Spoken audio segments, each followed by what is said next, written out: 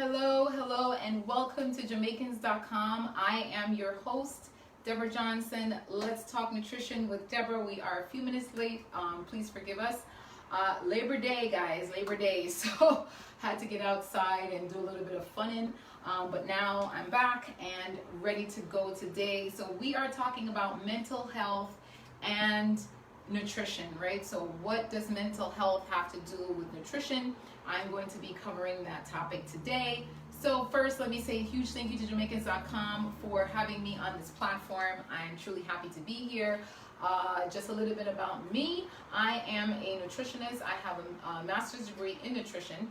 I also founded a company called My Temple Wellness. You like my new sign?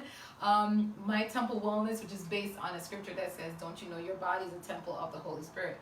And so the focus of my brand and the business is to really educate people. That's my main focus, is to educate you guys, to teach you all these different things. And there's so many topics that connect to nutrition, right? And so I today want to focus on the mental health factor as it ties to nutrition, all right? So in addition to my role at My Temple Wellness, I'm also a community health nutritionist, and I work here in the Bronx locally. I'm a Jamaican person. I was born and raised in Jamaica, Manchester, Mandeville. Big up yourself if you're from that part. Used to go to Bishop Gibson High School before I came over here to New York, where my parents brought us, transplanted us for a better life.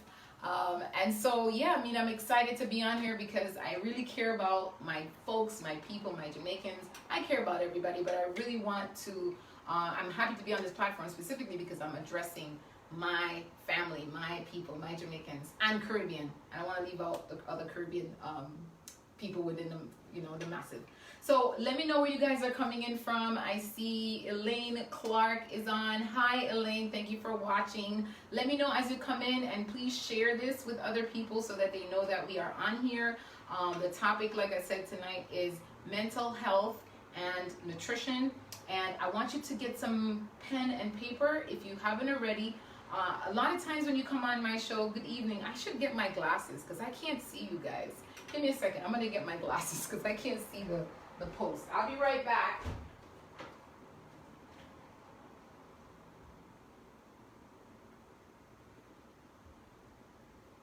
All right, guys. So because of the distance of this thing, I need to put on the spectacles so I can see you guys what you're writing. So let me put on my spectacles. That's a little bit better. Okay, there we go. Good evening, Marcia Grant. I can see, now I look like a real nerd. It's okay. I don't care. And there's a slight reflection as well. So anyway, guys, here I am, 4 eyes. So Elaine Clark, we are seeing you, pretty lady. Oh, hey, thank you for saying that. Grace Purpose, what's up, lady? Who else is on here? I can't even scroll because there's a table in between me and the phone, so I can't even see all of you guys that are coming on. So anyway, guys, happy to have all of you. Charmaine, good evening. I'm seeing some of you guys. All right, so big up yourselves. Maybe you want to move it just a little bit closer, if anything. Maybe that might help. Yeah, just bring it up a little bit. Michelle. Yeah, there we are. I can see from Fort Myers. All right, guys. Yeah, just slanted just a little bit. We're fixing ourselves here, guys. Give us a minute. Slanted just a little bit more to that side. Yeah. All right. There we go. I think that's good. That's good.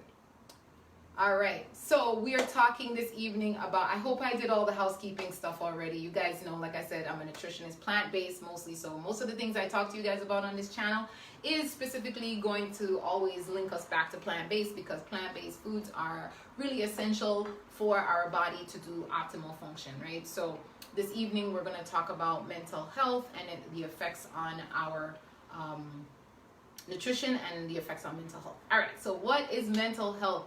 First and foremost, I think it's important. This is probably going to be a two-part series because I want to stop at a certain point. I have a hard stop because I want to cook a nice meal for you guys this evening to show you a meal that's going to help with mental health. All right, so I know it sounds strange, right? But we're going to get to why that is. So the CDC basically, which is the Center for Disease Control, talks about mental health, and they link it to our mental, our psychological, and social well-being, right? And what does that have to do with? That ties back to how we think, how we actually feel, right? And ultimately how we act, right? So all of that is really our mental health, and how we handle stress, right? So that plays a role into our mental health. That determines what we do, right? So if our mental health is not good, we may not be able to handle stress well. We may not be able to relate to others well as we don't make healthy choices.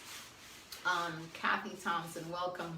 And so we have to think about mental health in terms of food, and we're going to get there, but I think it's important for us to first sort of understand mental health. I do want to point out also that I'm a mental health first aid instructor. I was certified by New York City to teach mental health classes, and so that's something that I do. And we'll get to that towards the end, and also maybe next week I'll let you guys know about some sessions that I'll be doing in the fall to basically teach folks. You get a certificate when you're done, basically allowing you to be able to identify, not diagnose, but identify mental health issues, not just with yourself, but with others. So I wanted to point that out. Hey, Mr. Tony Kelly, what's up, sir? Good to have you. Yeah, so that's one of the things that I wanted to tell you guys in the beginning, and I completely forgot to say that, but we'll get more into that later on. Now, mental health not only affects adults, but it also affects children, right? So it's important to us because it affects all the way from childhood all the way to adulthood, and it's really an issue that's been plaguing our society for a long time. However, it's gotten a lot more intense in recent, I want to say, months, because of the pandemic, because of the the issues that we're facing with, let's just call it what it is, the police brutality, right? I know that's a sensitive topic, but there's so many things that's happening in our society today that's actually causing a problem for a lot of people with mental health. So mental health, a lot of people actually go through mental health, have mental health issues, but they're not really aware of it. So anxiety, depression, just to name a few, schizophrenia, bipolar, these are some examples of mental health issues. Now, mental health and mental illness is slightly is different. So you can have a mental health issue, for example, like be going through some type of depression, which only lasts a week, maybe two. Once it goes past about 2 weeks, now it's considered something that maybe you need to see someone for. Obviously, I'm not a psychologist or a psychiatrist, so I can't diagnose anyone, and I'm not trying to do that here today. I'm not trying to tell you to even diagnose yourself. But what we want to know is we want to understand what is mental health, what is mental illness, and so there is a difference, right? So people who might have a mental health issue or concern tend to be more like some anxiety, but if the anxiety turns into, let's say, panic attacks that last a long period of time, then that person might become mentally ill, and then therefore there's a diagnosis, in which case you need a psychologist or a psychiatrist to do that, right? So that's something for us to know. Ricardo, welcome, good to have you, right? So there are people who may struggle with a mental health issue, but they're not actually mentally ill. Okay, so there's a difference. You may be having a mental health issue, which could just be some anxiety associated with a particular situation, but you're not mentally ill. On the other side of that, there are people who may be mentally ill, so they've been diagnosed with an issue. Hey, Shamir, they may end up having some moments where they're having sort of like a break. They're not dealing with their mental health, their mental illness. They're now in a state of joy. Their mental health is good, right? So a person who have mental illness can actually have good mental health at times, right? So I hope that's clear. I was trying to make the distinction between mental health and mental illness. All right, so I mentioned already the different types: bipolar, psychosis, PTSD, even post-traumatic stress disorder. And a lot of people end up treating these things with drugs, right? And it's not to say that it's not needed. However, on this show, I don't promote that thing. I don't promote drugs. I promote, wellness, overall wellness. And so when you care for your body, your mind, your spirit, the whole person, in essence, it sort of takes care of everything. And I'm going to delve a little bit into the science in a little bit.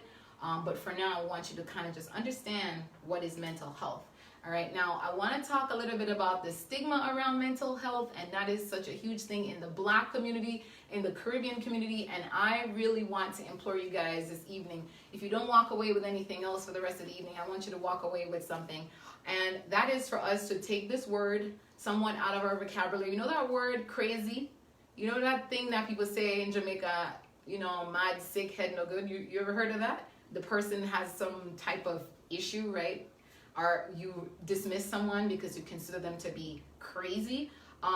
We don't want to use that terminology because it actually affects a person. It can actually trigger a person if you call them, crazy, because it's biology, right? Our bodies, our chemical makeup, our minds, the brain. We have to remember about the brain. A lot of times we think about our organs, right? Our heart, our kidney, our liver, but we don't necessarily consider the brain.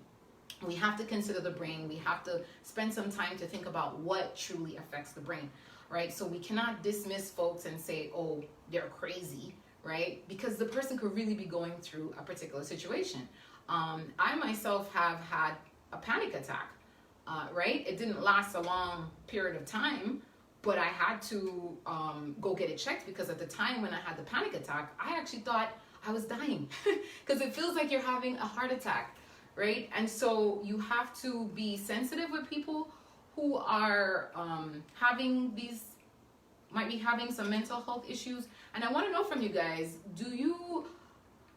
what are some of the reasons why you think people don't talk about, their mental health issue?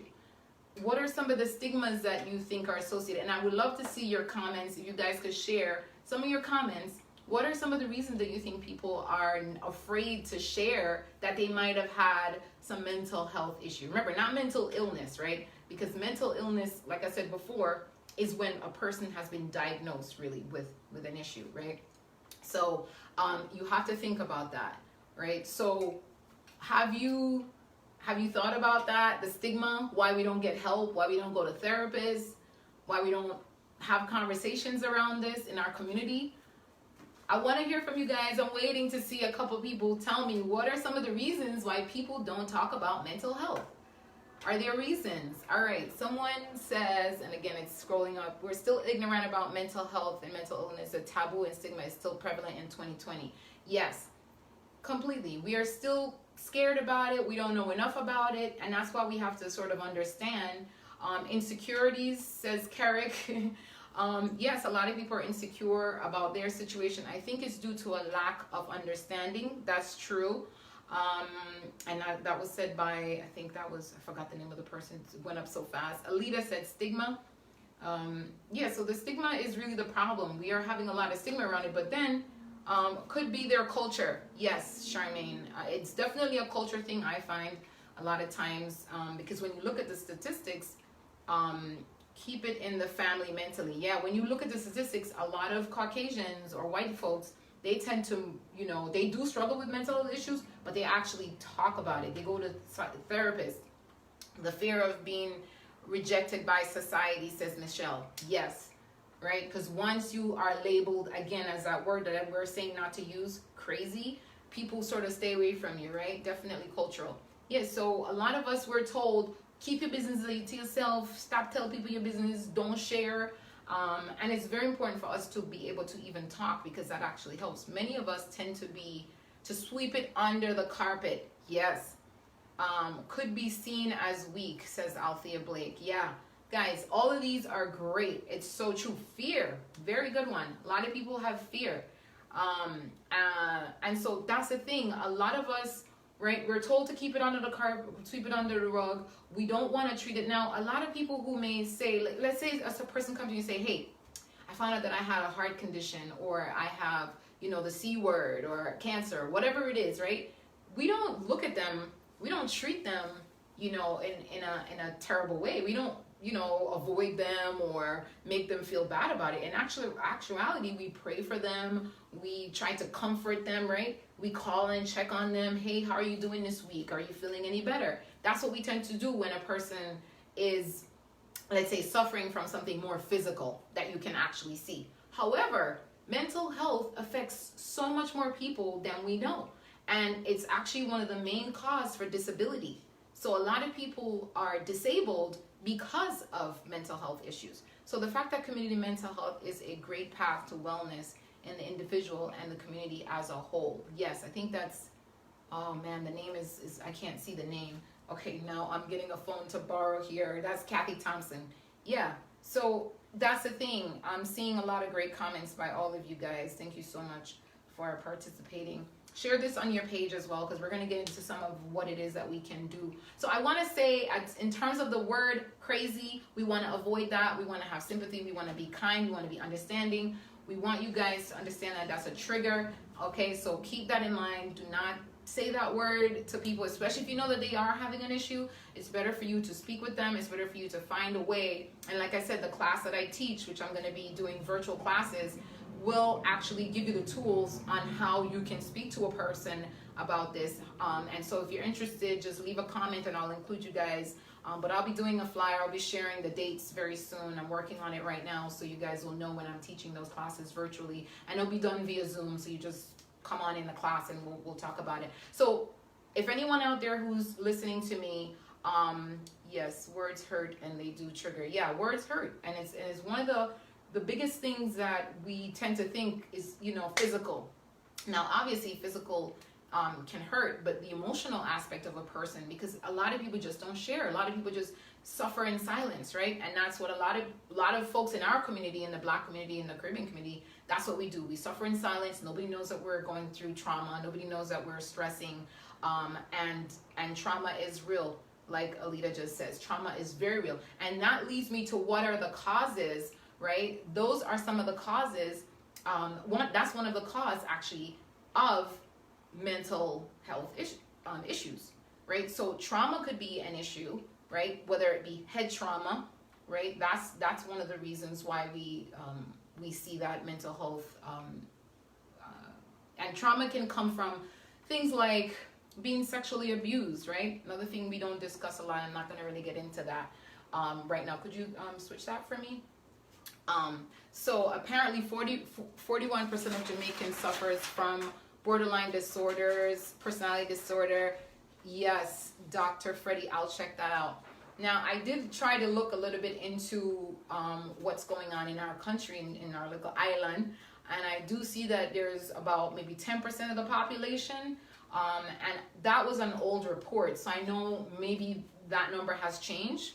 I also saw that there was only one hospital specific to folks who have mental health. That's in Jamaica, right? Obviously here in the States, each state probably have their own, and there's tons of doctors and so forth.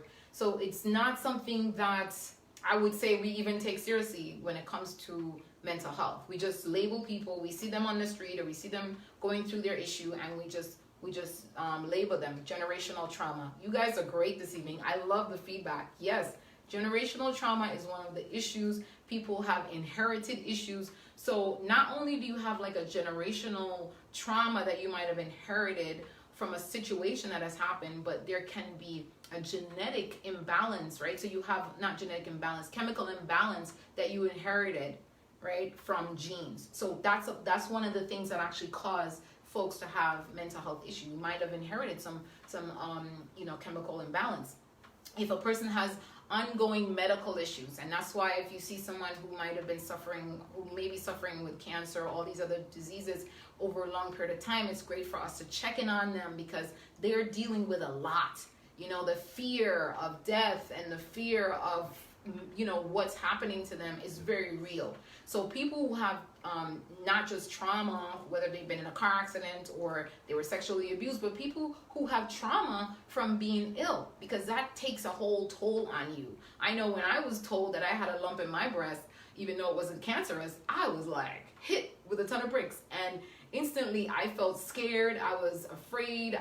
Heart was racing, couldn't sleep. Now that's affecting my mental health. It wasn't lasting, which we will consider to be chronic, right? Chronic stress, right? But for some people, that is a real issue. Fear of the unknown, which is what's going on a lot right now. Someone just said that. Fear of the unknown is so prevalent right now. People don't know what's happening in our society. In America, we're concerned about the president that's coming up. Someone says PTSD. Yep. These are some of the things that, and one of the reasons I wanted to tackle this topic, it's a very full, massive topic with so much. And one of the reasons why I wanted to also start teaching that class again, because it's a class I got certified for a year ago, and it's time to get people educated again. I just finalized the online virtual class, and that's why I'm now going to be able to what's the word I'm looking for? Offer it virtually to anybody, wherever you are in the world. All right, so you'll be able to take that class with me.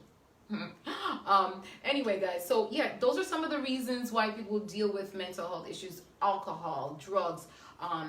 Even as a person age, your mental function goes down. So people who are aging, you might notice that they might actually have some issues too: dementia, Alzheimer's, some of the things that affected food, which is what we're going to discuss today. I'm going to talk a little bit about the chemical, that's in our gut that causes the brain and the gut connection, right? We're going to talk a little bit about that. And so those are some of the things I want you guys to think about: the chemical imbalance. Now, if brain function, what you guys should know is that if inflammation in the body, and one of my topics later on is going to be inflammation and detoxification. If inflammation goes up in the body, your brain function is going to go down. So if you have a body that has a lot of inflammation, which you get from eating the wrong foods, which you get from taking in the wrong things in your body, it's going to be more likely. 50% of people with mental health issue, specifically like depression, food is said to be responsible for 50%. And that's basically based on research. Everything I'm talking to you about is based on research, right? Hey, John, welcome to the session. So I want you guys to keep that in mind. Additionally, being overweight. So if you carry excess weight, your brain size actually shrinks and your brain function also shrinks. So these are things why I wanted to talk about the nutritional aspect, right? Because if your weight goes up, and you have an overweight or obese issue, first of all, yes, your inflammation goes up, but your brain function, more than anything, your brain function is going to go down because your brain has shrunken. And this is based on studies. They've actually scanned people, and that's one of the things I want you guys to remember today. So being overweight is not only bad for not only bad for these diseases that we've talked about many times on this show, like type 2 diabetes and heart disease, but it's also really bad for your brain. All right, so you want to keep your weight at a healthy number. We've already talked about BMI, so go back and check my other shows if you guys want to check that out. Or if you need me to tell you again, just ask me on this live feed, and I'll share that with you guys when I'm done. But there's a lot of hope for you, for our brain. I want you guys to know that. And I'm speaking about brain a lot because it's like our heart. We cannot neglect it, right? When you have a stroke, it affects your brain. That's why folks have strokes, have a lot of issues that you notice, that you can physically see in their bodies. Their lips may be contorted, all these different things happen. It's because of what has happened to the brain, because blood flow needs to get to the brain. All right, and we're going to get to blood flow in a second. So things I want you guys to know about your brain. Number one, your brain is always working. It doesn't stop. It's 24 hours a day, 365. Even when you're sleeping, your brain is working. Therefore, what does that mean? It needs a lot of energy. Where do you get your energy from? Food. Okay, so you need to make sure your brain is being fed, not just being fed with what I consider to be food, in quotes, right? Real food. Now, I don't consider bag chips food. I consider that stuff that, man made and man just put together. I mean, it could be anything. Food, real food, is considered to be food that you grow, okay? Plants, fruits, vegetables, right? Now, that's number one. So your brain's always working. It's never asleep. It's on 24 hours a day, so you have to care for it because it's always up there doing its thing. Now, number two, your brain needs fuel, as I just said, food, proper food to function well, right? Because it's constantly going. So you constantly also have to supply it with the right stuff. Number three, and this is a good news part. Now, there's a part in our brain called, and I don't want to get too sciencey. You guys know I try to keep it minimal science. But hippocampus, if you've ever heard about the different parts of the brain, most of you, if you have a degree, you went through psychology and you've learned a little bit about the brain and you know about the hippocampus. Now, 700 stem cells are being made every day in the brain, right? In the hippocampus. 700 new stem cells. So there's an opportunity then, right, for us to make those, to feed those stem cells. So a person who is young and a person who's old is making the same amount. It's just a matter of, is the blood flow that's going to the brain, is it good, right? Is there a good brain flow? Blood flow. And that's really the part here that I want you guys to keep in mind.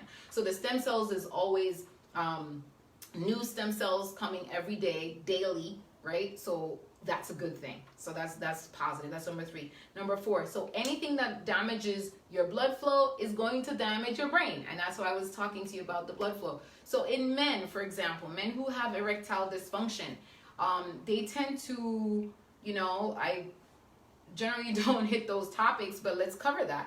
Men who have erectile dysfunction, a lot of times it's stemming from a blood flow issue. All right. I don't know if you guys have ever heard that. All right, so, and therefore, a person who may have erectile dysfunction may also have issues with mental health, all right? And number five, you are not stuck with the brain that you have today. So whatever brain you have today, there's hope. You're not stuck with it. I see Sharon Thompson says, you are what you eat is true. Yeah, because whatever you're eating, whatever you're putting in your body does affect every single part of you. All right. And so I want you to keep that in mind. So your brain, there's hope for your brain, even if there's an issue currently, it can be changed over time. You just have to work on it. So we have to improve. We have to talk about some of the symptoms as well that we think about when we think about depression. And so let's talk a little bit about, and today that's really going to be my main focus is going to be sort of anxiety and depression. Someone says, yeah, the brain is the body's computer. It needs to be programmed to be healthy. Yeah, so I'm gonna look at some more of you guys' comments right now. So Kathy said, weakened immune system can make a person more vulnerable to mental illness. Yes, that is true. Michelle, yes, the brain is the body's computer. It needs to be, yeah. And then we said, I never thought of the relationship between ED and mental health. Yeah, of course. So that's the thing today, why I wanted to do this topic is so that you guys can understand that those are some of the factors that are associated with it. So what are some of the warning signs when you think about, a person who may be having a mental health issue? First of all, they're thinking about suicide. They're avoiding their family. Their hygiene is off, right? You may notice that their hygiene could be off. Just move over a little bit for me. Their hygiene may be off. They have extreme mood swings. Sugar is the devil. Yeah. They are extremely sad. So a lot of people who may have these issues, they're extremely sad. They're confused sometimes. If you notice a person who's usually upkeeping themselves and all of a sudden they're unkempt, that's one of the signs. Their sleep is off. Sex drive is off. I already mentioned that, right? So again, that's because of blood flow. Also substance abuse issues, right? So those are some of the warning signs. And again, if you end up taking my class, you'll learn a whole lot more about mental health issues. But I'm just sort of scratching the surface here a little bit with you guys, and I want you to be aware of some of the signs. So now we're going to get into a little bit of the science of it and also the nutrition piece that I want you guys to know about. I'm going to bring this guy over here so you guys can see. So I use this, hopefully you're able to see this clearly. And it's basically, could you push it out just a little bit, and we're going to zoom. I'm going to try to show this. Hopefully you guys can see it. All right, so let me just get into one quick thing here first. So there's this thing, we know about neurotransmitters, and I don't know if you guys are familiar with neurotransmitters, but neurotransmitters are basically like chemicals, and they regulate the mood, our mood, right? So our moods can be good, our moods can be bad, and that's why I said food has to do with mood. And everything ties back to this. Hey everybody, thank you for joining. Share and like and ask your questions as you're coming in. I see you all. Miss Juliet, it's good to have you. And so one of the things I want to focus on today, like I said, the scientific piece that we're going to cover today, and again we'll go on more about this next week, is neurotransmitters, which is basically a chemical, different chemicals that regulate our mood and our emotions. The one specific that I want to talk about today is serotonin. Right, and serotonin is basically a neurotransmitter. It's basically carrying a message, telling our brain what to do, what's going on. It helps to bring our mood up, and they also refer to serotonin as a feel-good neurotransmitter. Right? I don't want to give you guys a lot of technical terms, but I want you to know what serotonin is, because it is something that we need. It's something that is 95% of what's in our gut, right? So I want us to keep that in mind. Now, what happened with serotonin is it gives us emotional stability. It gives us self-confidence. It gives us a sense of well-being, right? And it gives us like a good outlook on life. Now, if you do not think of your body as chemical, as its biology, if you don't think of your body like that, then none of this won't matter. You'll just think you exist to eat food, and it doesn't matter what you eat. And then this won't really matter to you. But if you really believe that chemistry, biology, if you really believe in those signs, then this will really help you to understand why you have to focus on the things that you're eating. So when you think about serotonin, how we ultimately get serotonin, we get it in 3 different ways. And it can only be manufactured these 3 ways. So you could get it from the sunlight, and it's direct sunlight in the eye. You guys I'm always telling you, go outside, get your sunlight, look in the sun. I mean, obviously you have to squint a little bit, but make sure you get the sunlight in your eye at some point during the day, right? That's one way to get your serotonin. That's one way to manufacture serotonin. The other way is through protein. Protein is food that we eat, which I'm going to talk about that connection right here, and then exercising. So these 3 ways we can improve our feel-good neurotransmitter, right? Our feel-good, the thing that's going to give us the mood, that's going to get us going, right?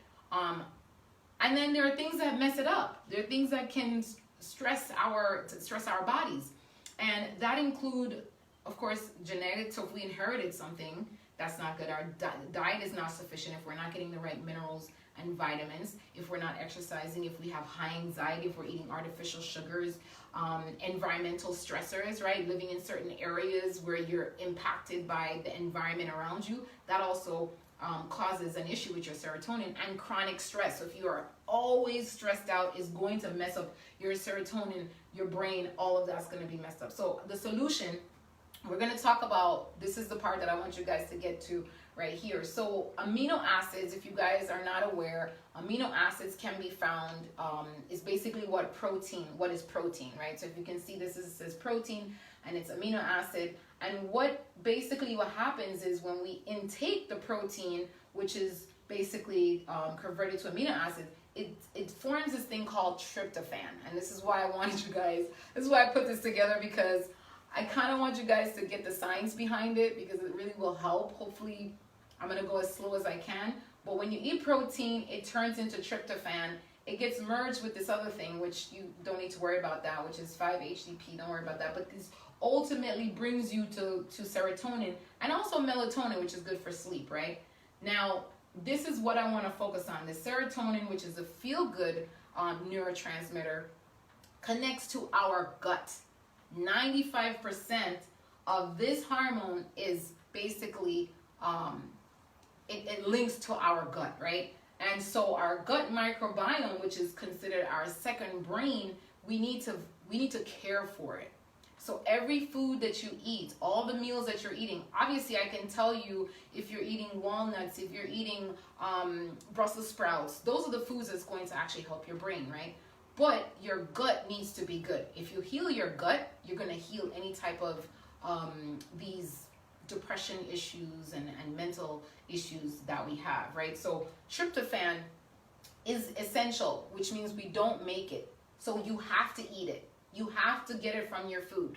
So I want you guys to know that. If you don't eat foods that have tryptophan, you will not be able to sort of synthesize this neurotransmitter. Okay, I hope that's clear. If you don't eat foods that have tryptophan, which I have a list here, right? If you don't eat foods that have those, that neurotransmitter, if you don't have foods that have protein, amino acids, that is going to help with your tryptophan. If you don't eat foods that have tryptophan, you will not be able to get to your serotonin. All right, so that's really important. And you can only get this, like I said, from food. It's synthesized, it occurs here in the brain, this and this combined, so you can get your serotonin. All right, but your gut, this lives, 95% of serotonin lives in the gut, okay? So what are the foods? And it's here if you can see them, hopefully. Now, the foods to avoid: processed foods. All the processed foods going to adversely affect your gut, therefore adversely affect your blood flow, therefore adversely affect your mental health issue. All right, so sugars, refined foods. A lot of people, when they have, a lot of these depression, or they feel down or sad, you find them craving sugars. They tend to go for high carbohydrate foods, right? And that's another way that right? You're craving those foods all the time. And it's simple carbohydrates. The simple carbohydrates will get through your bloodstream really, really fast, causes all type of issues with your blood sugar levels.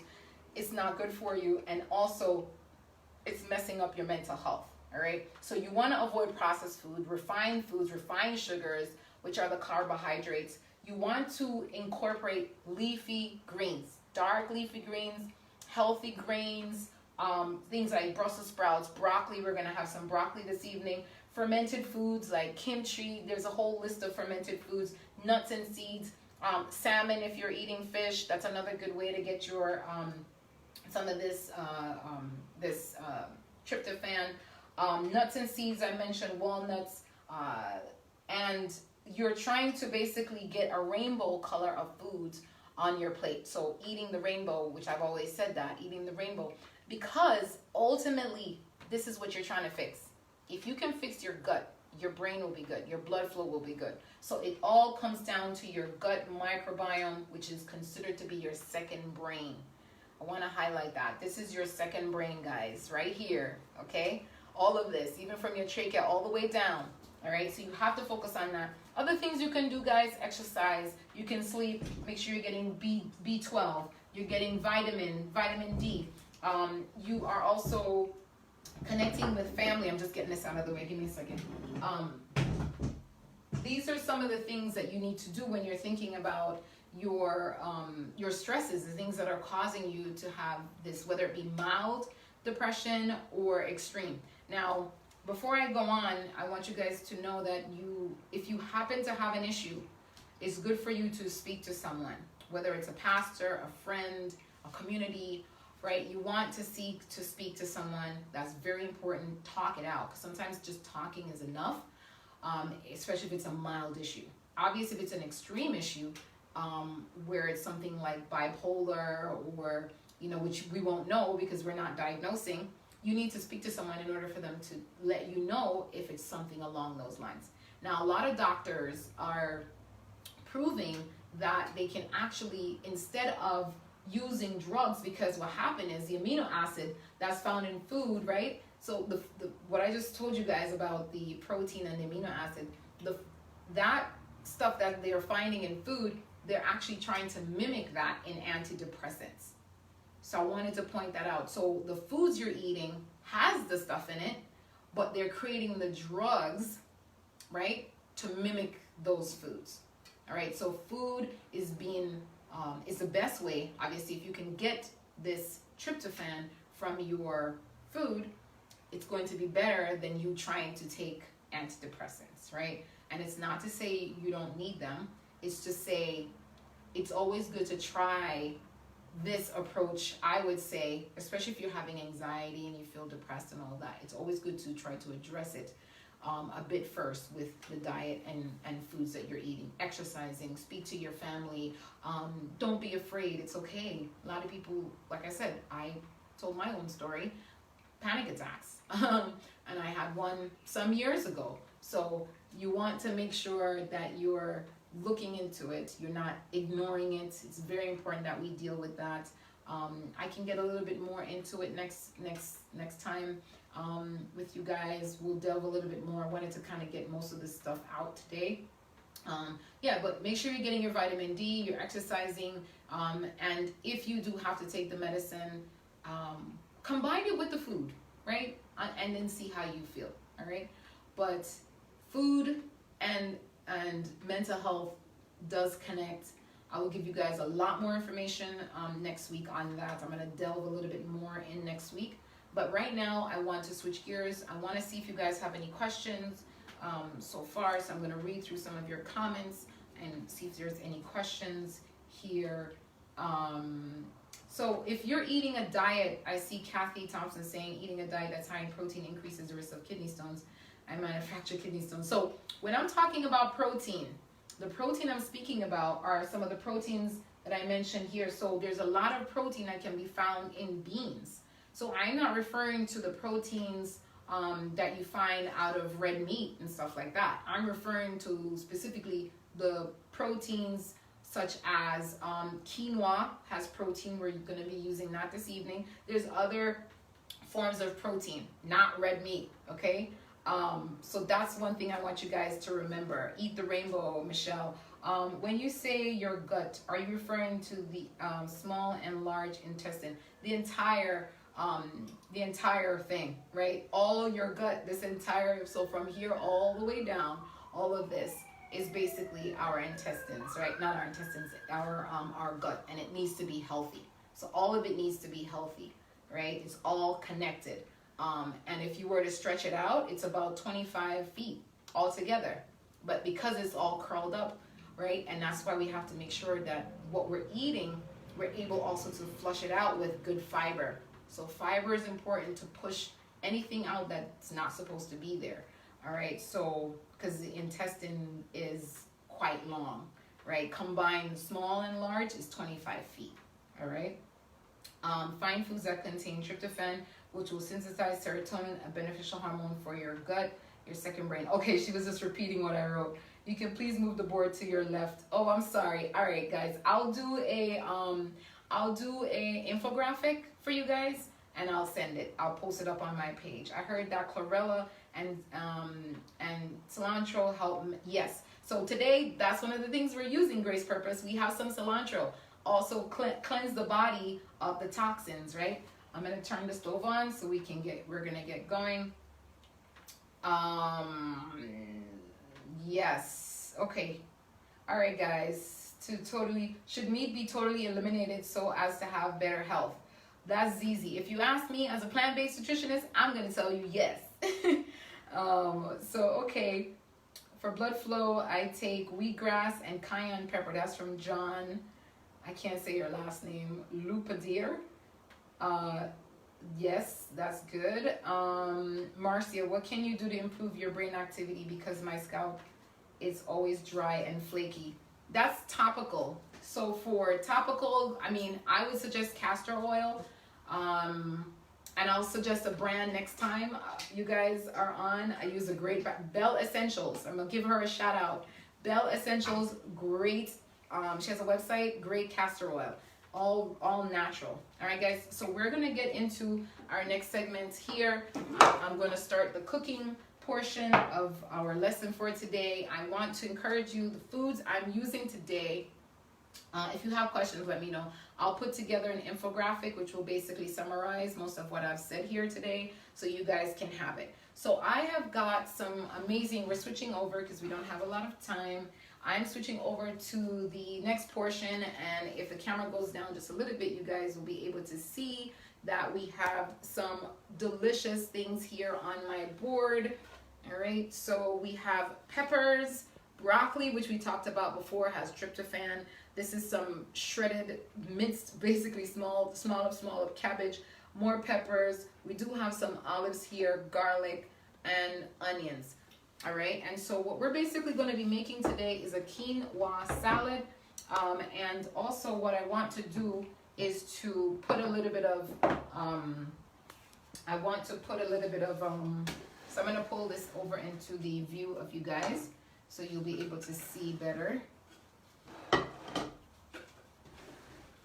All right, that's hot. Let me go wash my hands real quick.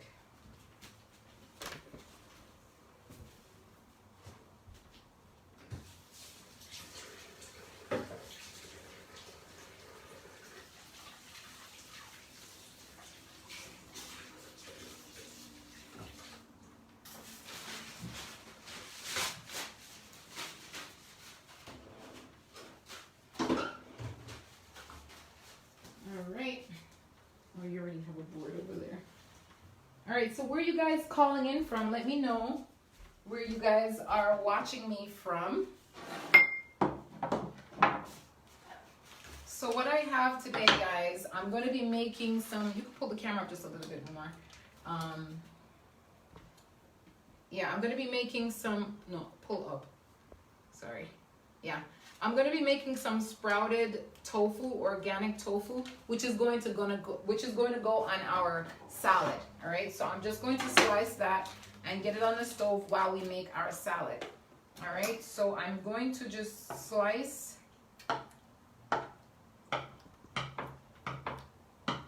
our tofu. Okay, so basically, guys, tofu, which is made of soy, which there's a lot of controversy around soy, and I'm gonna probably do a show on that at some point. And the controversy, I think, started with the meat industry, because tofu, actually, organic tofu is actually good for you.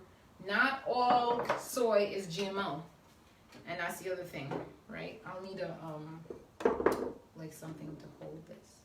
So right now I'm just gonna go ahead and put my tofu on in here. And then we're gonna make our salad. So I hope you guys learned something today from the show.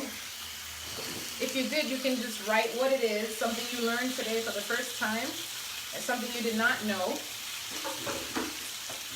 And that might help someone who's gonna be tuning in. And don't forget to share this on your page as well. So while that's going, okay, I'm going to be making our salad.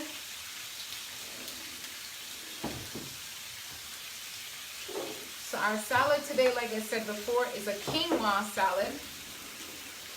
So I've already gone ahead and made,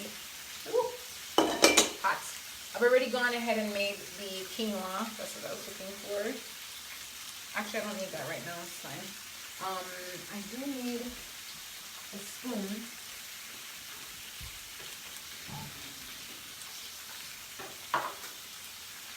So we've made the quinoa. Now we're just going to put the quinoa as our base. And you can have it be cooled. I just happen to have had it on the stove, so you can zoom all the way in. If you're gonna cut my head off, just zoom all the way in so they can see. Yeah, go all the way down. Yeah, there we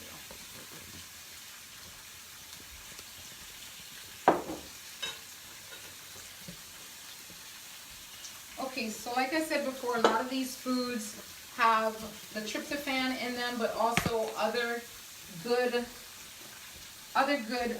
nutrients that are good for the body. So here we have the quinoa. I'm going to put some roasted corn.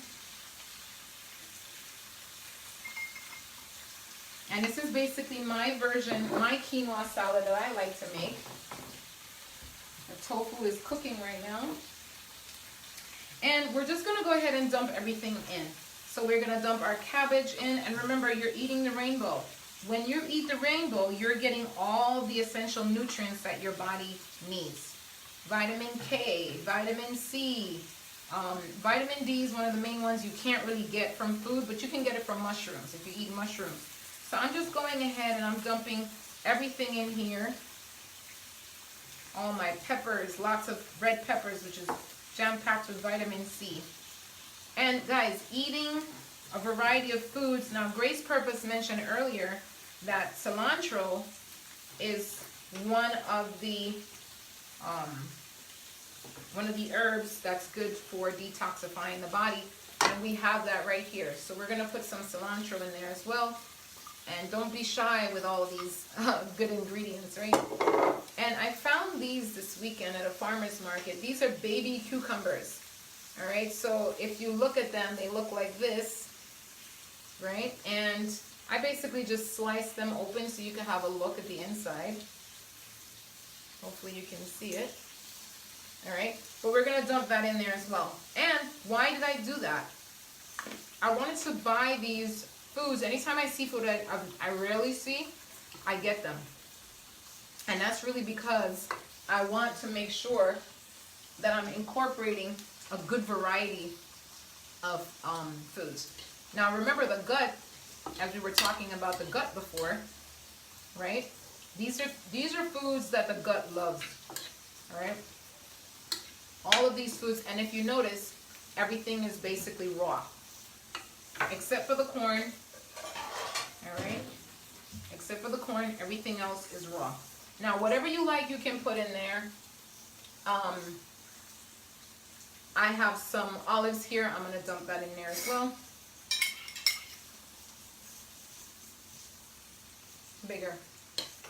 So you just go ahead and you stir that around. So your quinoa is your base. Obviously you could put kale, whatever you guys like, you're gonna throw in there.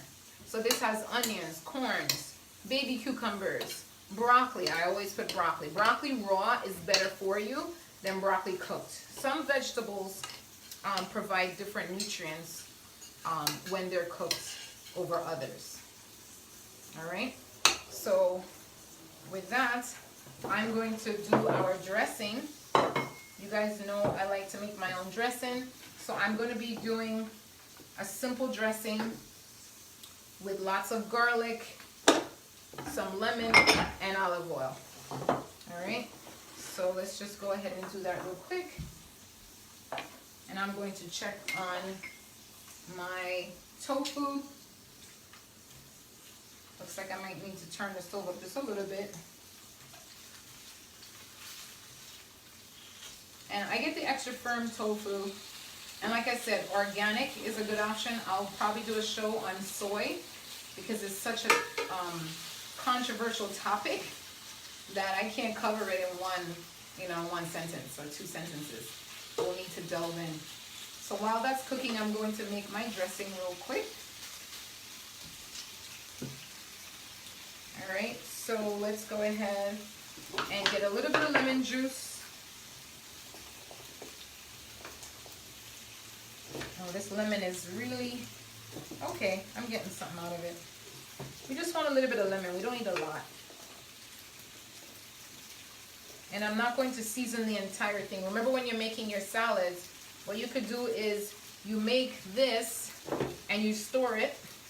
After you eat out from tonight, you store the rest, and then you put your seasoning or your dressing as you eat it, all right? So you don't pour all your dressing on top of it in one sitting. You basically do that daily, all right? So that's one lemon squeezed, all right? Now, let me go ahead and put some salt. Again, if you have high blood pressure, go easy on the salt, all right? Or no salt at all, depending on what your doctor told you, all right? So that's our salt. We're gonna put a little bit of black pepper.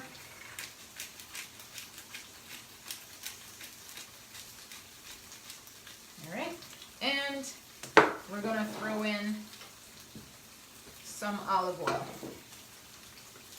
So I'm gonna probably do about 2-3 tablespoons of olive oil. If you have heart condition, guys, be mindful of the oil. All right. Now, for a little bit of kick, I bought this recently. It's basically a red chili pepper sauce. So I'm just gonna put a little bit of that in there, just to give it a little bit of kick and a little bit of extra flavor. All right. Whoops. So that's just some chili. So I'm just gonna whisk that around. And I'm going to actually add a little bit of water to this, okay? So now, before I add the water, I want to put a little bit of seasoning on our tofu over here. And this seasoning is my vegan chickenless seasoning salt. Okay, and I found that at Trader Joe's for those of you who live in the States. Otherwise, put whatever seasoning you like on your tofu.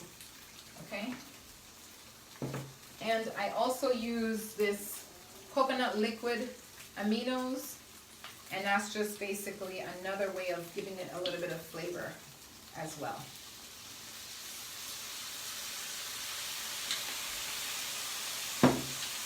Okay, so let me pour a little bit of water on my dressing. We're going to wrap it up now. We're about to plate this dish. I like to water down my dressings. All right, so we just whisk that together.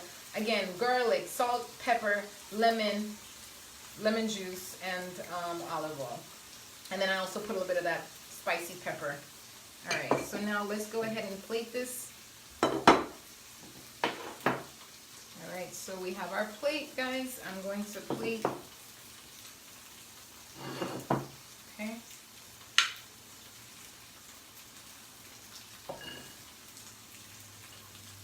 That's not normally how I would plate. I would scoop it out, but we're out of time, so I'm just like pouring it in there. All right, I think that's good. Oops. Here, sorry, making a mess over here, guys. All right, I'll just need a spoon.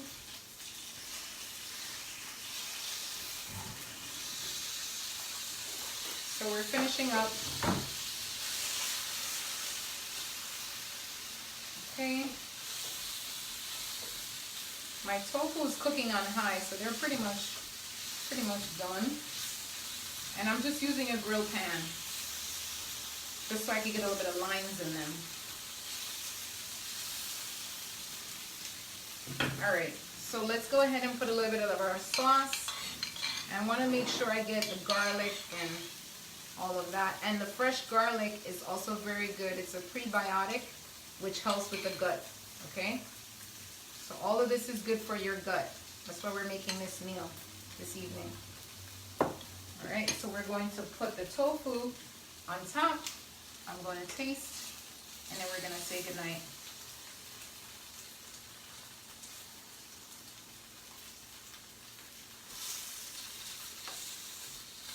All right, there we go. So here is our plate, guys. That's our quinoa salad, mostly raw. I'm gonna try it, and then we're gonna say goodnight. Feel free to ask your questions, guys. I would love to hear your questions or anything that you might want to share. So, okay, let's try it.